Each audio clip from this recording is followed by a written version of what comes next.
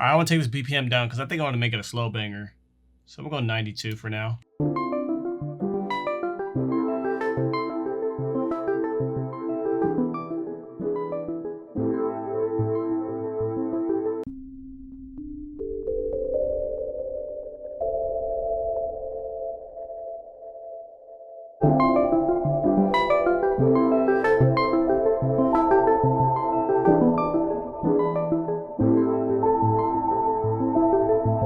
All right, let's go ahead and add some effects to this. I'm gonna take the BPM up a little bit too, probably like 100. All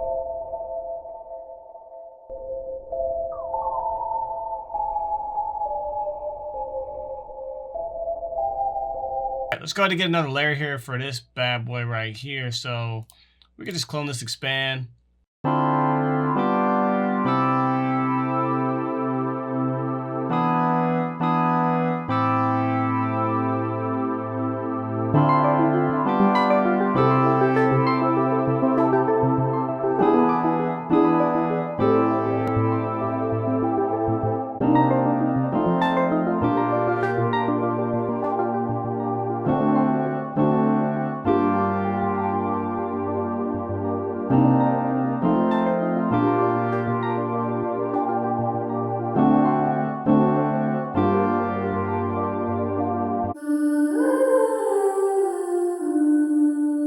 Yeah.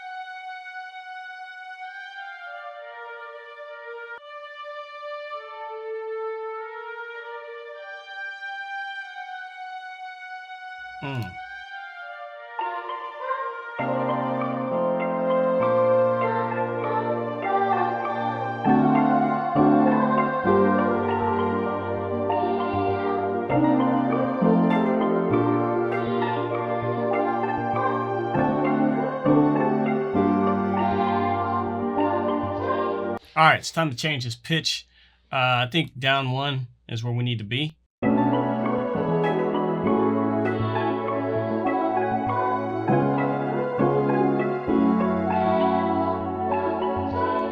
And I think this instrument can just change to a violin. And we'll change the octave down.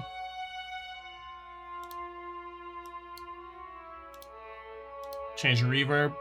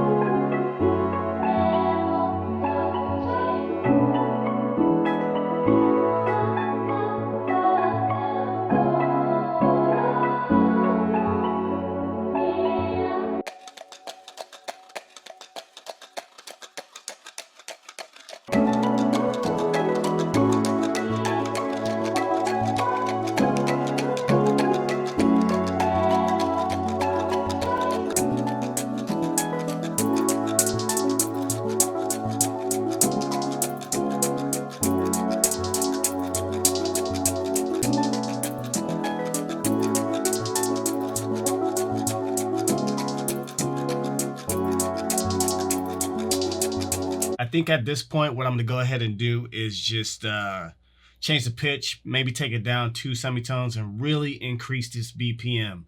So let's go ahead and do that and then bring in the snare.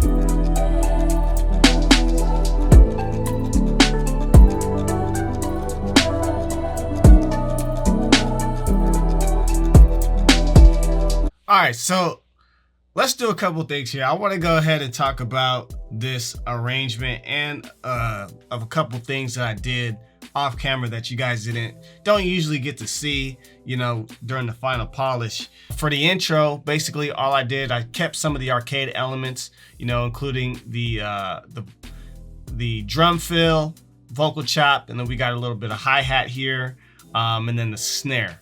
So what I also did is I went ahead and created an automation clip with a little bit of reverb. So as you can see here, I put that on the master. I did some vintage verb, and these were the settings. So I just did the automation clip basically through the whole beat. So as you can see, it's on when it's up here, off, and then I did kind of like a little V shape before the hook to give it extra oomph as well. Let's go back to the front of the beat, and I'll show you guys a little bit more what I did. So for the main chords, I went ahead and kept the labs. So instead of keeping the main chords the same, I went ahead and did a quick switch up. So as you can see here, pattern 17, I went ahead and cloned the labs, and now the pattern is just slightly different. And you guys are gonna hear it in a second. Throughout the verse here, as you can see, I did the alternate chord progression pattern just to differentiate, to make it different a little bit. Did a quick dropout of the kick. Obviously got our hi-hats and our snare going, really light and basic. But then we do a little bit of a build-up here. As you can see, we brought back in the expand bells, or like, not bell, like more like a polysynth sound. And then we have some build-up here with our pigments, our expand, and then the arcade. I just want you guys to hear how it sounds real quick. So I'm gonna take it from this bar.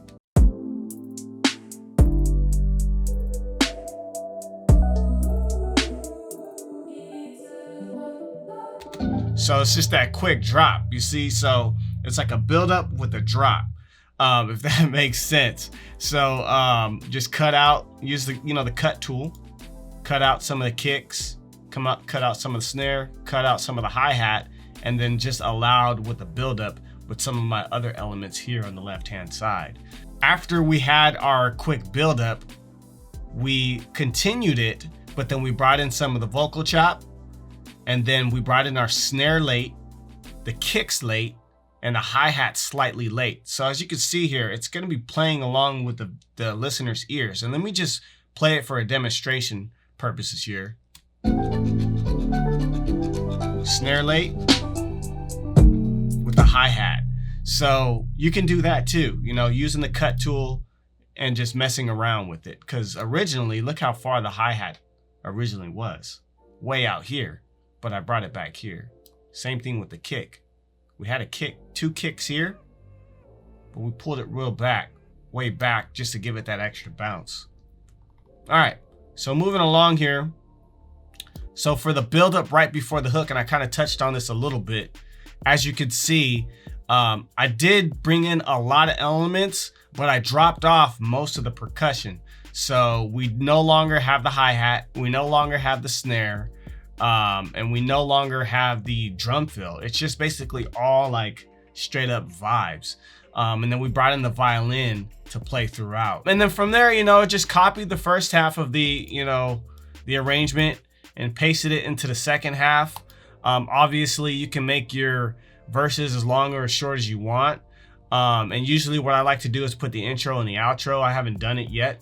But you know, I probably will do before I export it. And that's basically it. There's a few things I want to show you guys on my mastering chain here. So I've recently switched up how I do my master or my final polish. I used to use Isotope products, shout out Isotope, but I use Wave products now, and it changed the game for me. Here's my master chain. Like to be transparent, minus the Valhalla. Don't pay attention to that because this was just a special occasion where I used it for the envelope. So this is not usually here. And obviously it's not playing throughout the beat, so don't really pay attention to this. But I use the Abbey Roads TG mastering plugin, and man, this has changed the game for me, y'all. Look it up and do some research. I mean, I highly recommend this, and I'm not being paid for this or anything like that, but it's got so much control over the overall of your beat. You know, you've got subtone, you got a limiter. There's just, I can't even talk about how much control you have over your final polish. You guys just have to look this up and kind of do some research on your own. But just to have the transparency, here's the settings for this beat. And this plugin just, wow, it makes a big difference. So on top of that, I stack it with a L2 Ultra Maximizer, another Waves plugin. Keep my ceiling at -0.2, and the threshold kind of varies. And that just gives that extra loudness that I want. And then, like I said, this vintage verb for this beat in particular was just to create this envelope, which I talked about just a couple of seconds ago. Another thing I want to show you guys, what I've been doing a lot lately is how I've been boosting my kicks to get them hitting so hard. I use these 2 plugins, or actually these 3 Waves plugins. The Puig, I don't even know if I'm probably botching that, but the Jack Joseph Puig collection. So this is the equalizer here that I use. I just like to boost a little bit at these 2 parameters. As you can see, I'd like to do my high frequencies up a little bit and then the low frequency all the way up. So these are the settings if you guys want to kind of copy it and see what you can do. And then I stack that on top of the MEQ5. These are the settings that I like to use on this one. And it varies between beat to beat also. And then another Ultra Maximizer, but this one's the L3, and I use the setting Loud and Proud. I hope you guys got something out of that. So enough talking, let's go ahead and listen to the beat.